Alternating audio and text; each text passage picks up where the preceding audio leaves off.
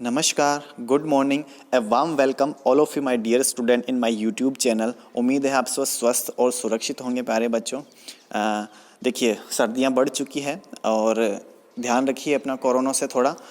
आज इस वीडियो में अपन जिस मैटर के बारे में चर्चा करने वाले हैं वो है आपका जीएसटी का पेपर। मैंने इसी पे फोकस कर रखा है अभी, जीएसटी पे, क्योंकि सब अपने कॉमर्स वाले बच्चों के लिए अब सब कुछ जो एक जॉब ओरिएंटेड अगर कोई पेपर है, यूँ समझिए कि कोर्स नहीं, एक पेपर जो है आपको जो जॉब दिला सकता है वो है आपका जीएसटी। मैं किसी भी तरह से ऑनलाइन क्लासेस के माध्यम से आपको जीएसटी का जितना भी मैटर समझा पाऊंगा मैं कोशिश करूंगा।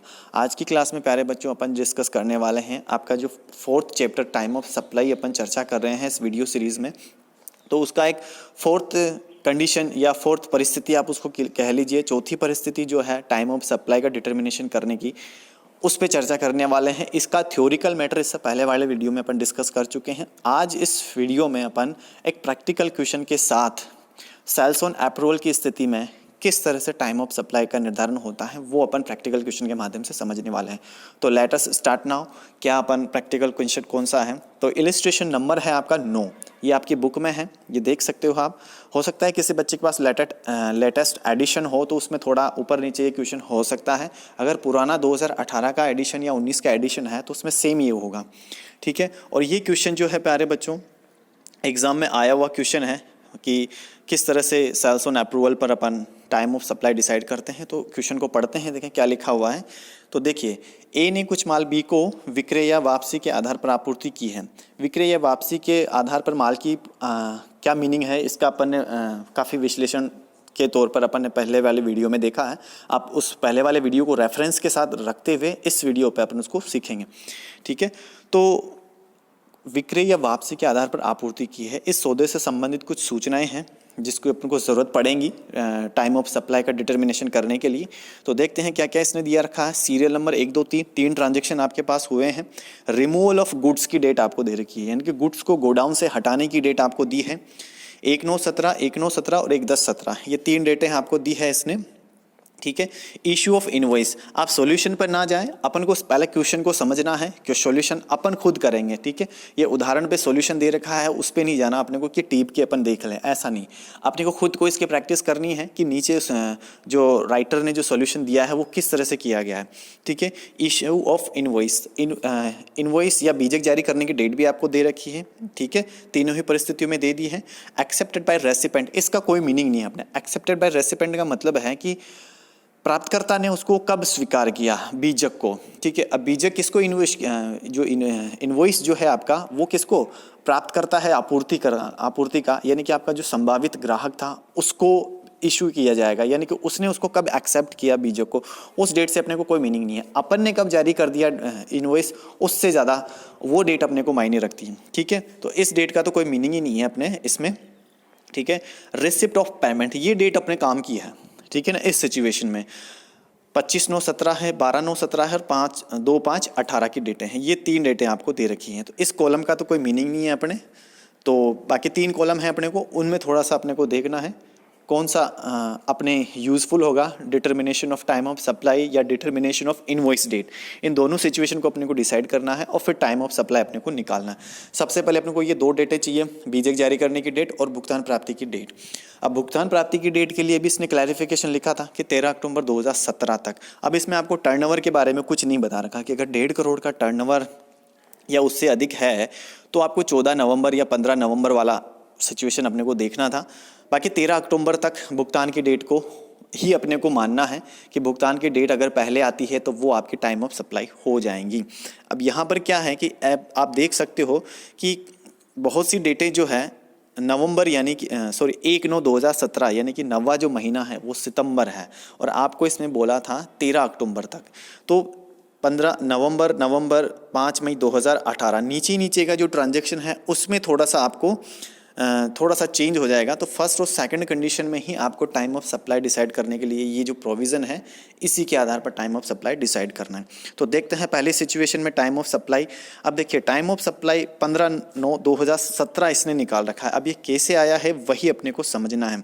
15/9/2017 सबसे पहली डेट क्या चाहिए अपने को, बीजक जारी करने की डेट। तो क्या है बीजक जारी करने की डेट, 15/9/17। दूसरी भुगतान प्राप्त करने की तिथि, भुगतान प्राप्त करने की तिथि क्या है, ये देखिए 25/9/2017।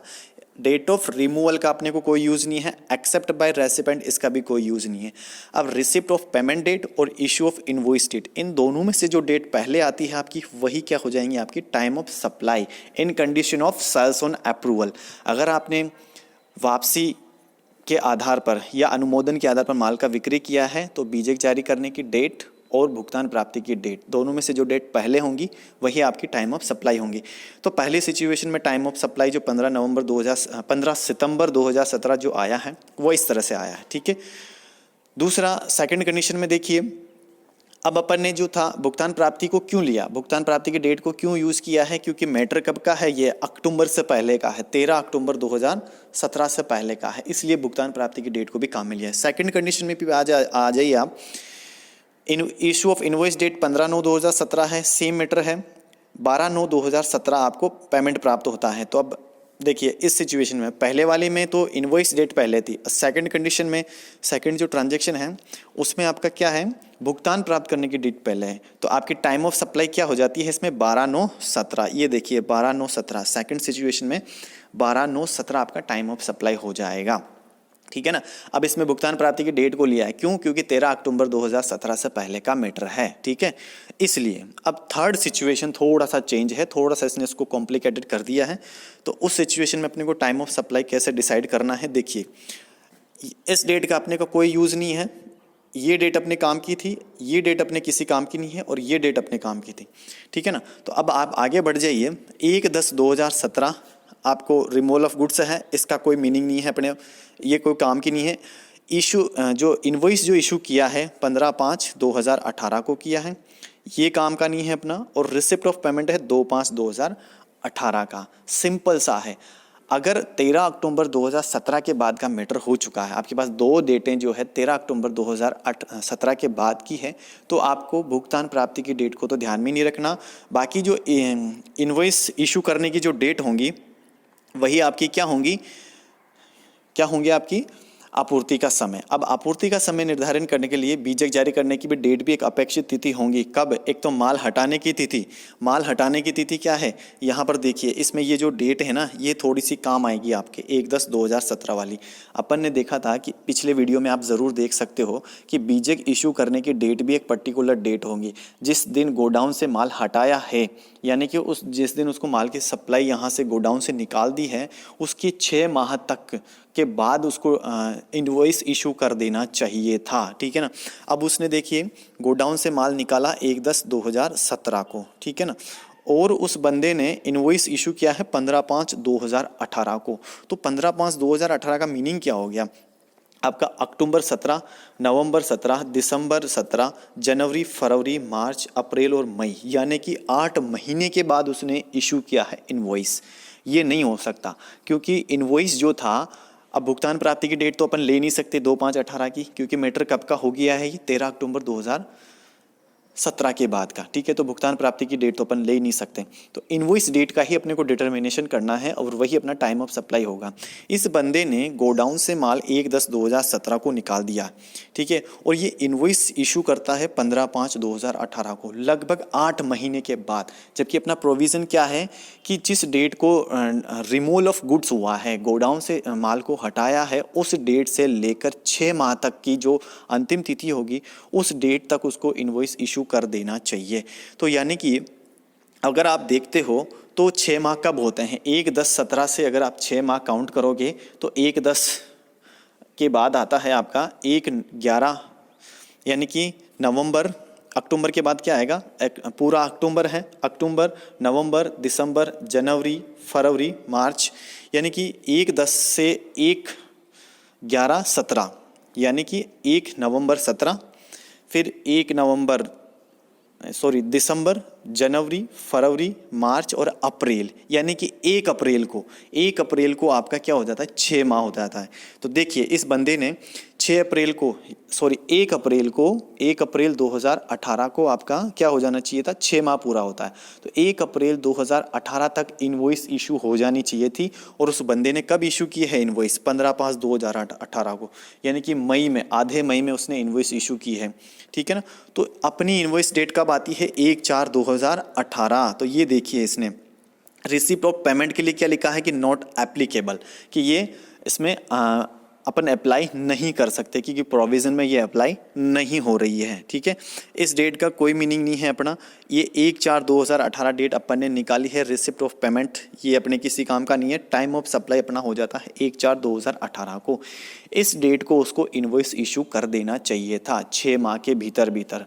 रिमूवल ऑफ गुड्स डेट को किया है, जिस डेट को हुआ है उस डेट से 6 माह की जो अंतिम तिथि आती है उस डेट को इनवॉइस इशू हो जाना चाहिए था। अगर सेल्स ऑन अप्रूवल बेसिस पर अगर आपने गुड्स और सर्विस की सप्लाई दी है तो ये इस तरह से थर्ड सिचुएशन में 1/4/2018 का टाइम ऑफ सप्लाई आता है। आई थिंक बहुत ही अच्छे तरीके से क्लियर हो गया होगा क्वेश्चन से।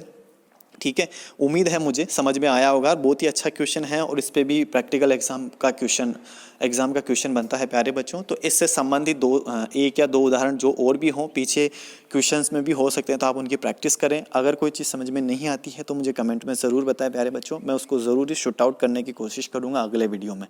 तो मिलते हैं अगले वीडियो में अगले परिस्थिति के साथ। अपनी लगभग 4-5 परिस्थितियां हो चुकी है, 1-2 परिस्थितियां और बची हुई है टाइम ऑफ सप्लाई का। उसके बाद ये चैप्टर क्लोज हो जाएगा। उसके बाद अपन एक नया चैप्टर पढ़ेंगे जिसमें प्रैक्टिकल क्वेश्चंस की भरमार है। और जीएसटी को पढ़ने में बहुत मज़ा आने वाला है प्यारे बच्चों। और इसको थोड़ा सा आप इसको थोड़ा सा ज़रूरी लें, क्योंकि जीएसटी होने का मतलब है कि आपने आधा बीकॉम कर लिया है। समझ रहे हो मेरी बात। जीएसटी ही अब सबसे इम्पोर्टेंट हो चुका है। इनडायरेक्ट टैक्सेस में सब कुछ जीएसटी है अब आपका।